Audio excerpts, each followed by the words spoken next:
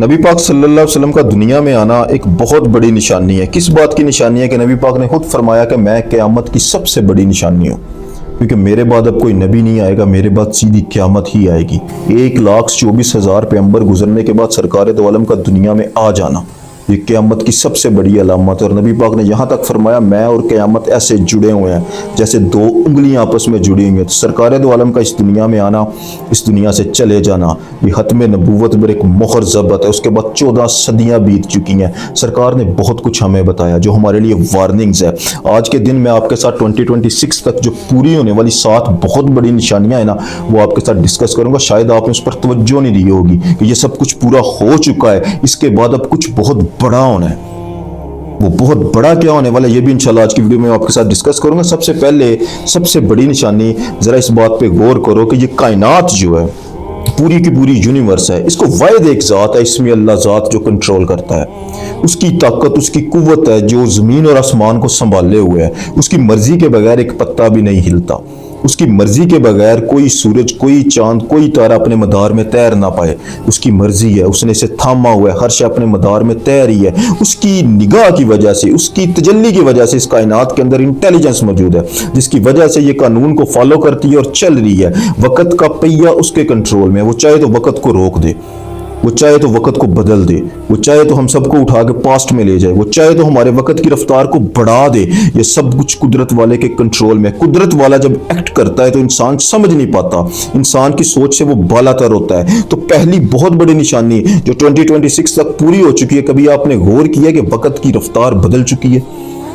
आप गौर करके देखना, साल ऐसे गुजरते हैं जैसे महीने गुजर गए, महीना ऐसे गुजर जाता है जैसे हफ्ता गुजरा है, हफ्ता ऐसे गुजर जाता है जैसे दिन गुजरा है, दिन ऐसे गुजरता है जैसे घंटा गुजरा है, घंटा ऐसे गुजर जाता है जैसे एक सेकंड गुजरा है, एक मिनट गुजरा है। घंटे की समझ ही नहीं आती। तो नबी पाक ने क्या फरमाया था कि वक़्त की रफ्तार बदल जाएगी, घंटे पलों में तो तब्दील हो जाएंगे, महीने हफ्तों में तब्दील हो जाएंगे। ये बहुत बड़ी अलामत है, आपको समझ नहीं आएगी। आप अगर गौर करोगे ना अपनी घड़ी पर तो एक एक सेकंड ही गुजरता है, 1 मिनट गुजरता है, 60 मिनट के बाद 1 घंटा गुजरता है, उसके बाद 24 घंटे गुजरने के बाद 1 दिन गुजरता है। लगता ऐसे ही है कि सुई उसी रफ्तार से चल रही है, लेकिन आप इसको फील कैसे करते हो? आपकी ज़ात ये फील करती है कि सुई बेशक उसी रफ्तार से चल रही है, बेशक 24 घंटे गुजरने के बाद दिन गुजरता है, बेशक 365 दिन गुजरने के बाद ही साल होता है, लेकिन साल छोटा हो गया, श्लिंग हो गई हर चीज। ऐसे लग रहा है जैसे कोई यूनिवर्सल चेंजिंग आई है। तो उस कुदरत वाले की मैंने आपसे बात की ना, वो कुदरत वाला है जो थामे हुए हर चीज को, वो चाहे तो वक़्त की रफ्तार को बढ़ा दे। इंसान की जात है ना अंदर से बहुत डीप है, इसके अंदर सोल है, वो उसको फील कर सकता है। हम सब ये जानते हैं, हम उसे फील कर रहे हैं कि वक़्त की रफ्तार बदल गई है, ये तेज हो गया है, लेकिन हम इसको जज नहीं कर पाएंगे, हम इसको समझ नहीं पाएंगे। कैसे? क्योंकि करने वाले ने किया है। ये एक पलक चीज पर, एक वसी लेवल पर करने वाली जात जो इस पूरी यूनिवर्स को कंट्रोल कर दे, उस यूनिवर्स के अंदर कोई चेंजिंग आई है, जिसकी वजह से वक़्त की रफ्तार को हमें बदलाव फील होता है कि कुछ चेंज हो गया। जो चेंजिंग आना, वक़्त की रफ्तार का बदल जाना। और नबी पाक की हदीस के वक़्त तेजी से गुजरेगा, ये कुर्बे क़यामत की बहुत बड़ी निशानी है। और ये 2026 तक पूरी हो चुकी है। इसको हम सब जानते हैं, हम फील करते हैं। हम इसको समझ पाए या ना पाए, लेकिन हम फील इसे जरूर करते हैं कि वक़्त का पहिया बहुत तेजी से गुजर रहा है। उसके बाद दूसरी बहुत बड़ी निशानी देखो, एक और चीज इसमें ऐड करता हूं मैं। अभी वक़्त का पहिया थोड़ा तेजी से गुजर रहा है, लेकिन दज्जाल के बारे में सरकार ने फरमाया कि उसका एक दिन 1 साल के बराबर होगा, उसके बाद उसका दूसरा दिन 1 महीने के बराबर होगा। वहां पर क्या है? वहां पर वक़्त स्लो है। तो कुदरत वाला वक़्त को तेज भी करता है, कुदरत वाला वक़्त को स्लो भी करता है। हमारे लिए वक़्त तेज होगा, जब वो आएगा तो उसके लिए वक़्त स्लो कर दिया जाएगा। तो ये कुदरत वाले का खेल है। वो भी तो दिन आना है ना जो एक दिन साल के बराबर हो जाएगा और गुजरेगा ही नहीं। इसके बाद एक रात भी ऐसी आनी है जो इतनी तवील हो जाएगी जैसे 3 रातों तक है। उसके बाद सूरज मगरिब से तुलू होना है। तो ये वक़्त के पहिए के साथ जब खेला जा रहा है, कुदरत वाला ही खेल सकता है, और किसी के बस की बात नहीं है। तो ये एक बहुत बड़ा साइन है जो अल्लाह ताला की ज़ात हमें बता रही है, अलर्ट दे रही है, वार्निंग दे रही है कि ये वक़्त अब बहुत करीब है। दूसरा एक बहुत बड़ा साइन है, आपने कभी गौर किया? एक वक़्त था आज से 30-40 साल पहले, हर कस्बे में, हर गांव में, हर शहर में, हर जगह पर आपको अल्लाह का वली नजर आता था। अल्लाह के गौस, अल्लाह के कुतब, अल्लाह के अब्दाल आपको सरेआम नजर आते थे। भी ढूंढने निकल जाओ, शहरों के शहर ढूंढते रहो, आपको अल्लाह का वली नहीं मिलेगा।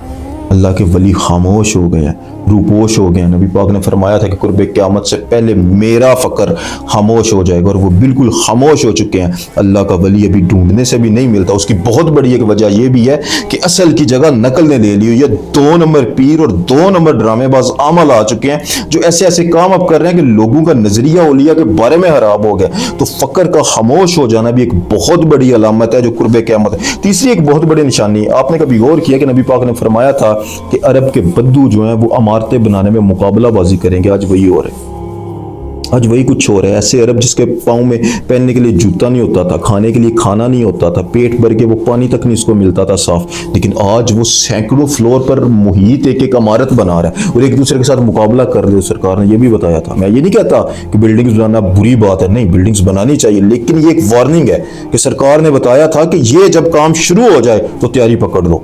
ये बहुत बड़ा साइन है जो पूरा हो चुका है और मुकम्मल हो चुका है। उसके बाद एक बहुत बड़ा साइन ये भी है कि देखो, क़यामत से पहले नबी पाक ने फरमाया ऐसा फिरका, ऐसे लोग आ जाएंगे जो सच्चे लोगों पर फतवे लगाएंगे। आज वही दौर है, फतवाबाजी का दौर है। हर मुसलमान पर ये खौफ रहता है कि मुझ पर कोई ना कोई फतवा लगा दिया जाएगा। सरकार के दौर में एक बंदा था ऐसा जो सरकार से एक समय उसने जिरा शुरू कर दी।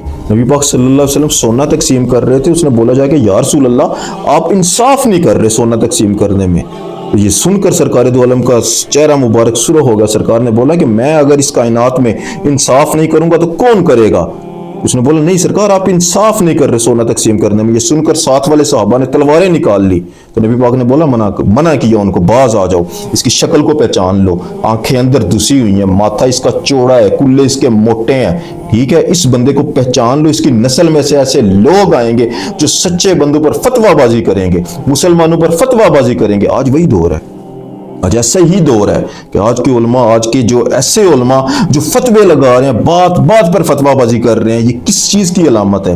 इसी चीज की अलामत है कि जो मुसलमान पर भी फतवेबाजी करते हैं, क़यामत की बहुत बड़ी निशानी है। उसके बाद एक बहुत बड़ी अलामत जो पूरी हो चुकी है, हुस्न परस्ती, शावत परस्ती, जीनत परस्ती, दिल मुकम्मल तौर पे अंधा हो जाना और मार्फत इलाही से खाली हो जाना, इसमें अल्लाह ज़ात का नूर कलेजों से निकल जाना, बिल्कुल एक नफ्से अम्मारा का कैदी इंसान।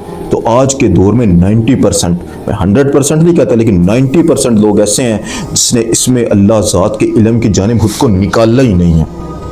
अगर कभी औलिया की बात करो, अगर कभी आप उसके साथ आप तसव्वुफ की बात करो, तो वो लोग खिल्ली उड़ाएंगे, वो मजाक उड़ाएंगे कि ये ड्रामेबाजी है, ये सब गलत है। लेकिन क्या है हकीकत? क्या है हकीकत? यह है कि अल्लाह ताला की ज़ात ने आदम के वजूद के अंदर जो तोहफा इसको दिया हुआ, इसमें अल्लाह ज़ात का इल्म है, इस्मा का इल्म अल्लाह ताला की ज़ात ने उतारा था तो फरिश्तों ने सजदा किया। आज के दौर में इस इल्म से, इस नूर से लोग दूर निकल चुके। जब इससे तुम दूर रह जाओगे तो तुम्हारे पास एक सिर्फ एक नफ्स मौजूद है जो हुस्न परस्त, शावत परस्त और जीनत परस्त होगा, दुनिया परस्त होगा, शैतान का हमजोली होगा। जो आज के दौर में 90% बंदे अहले नफ्स हैं, अहले अल्लाह की जानिब कोई बढ़ता भी नहीं है, इसमें अल्लाह की बात को कोई सुनना गवारा नहीं करता।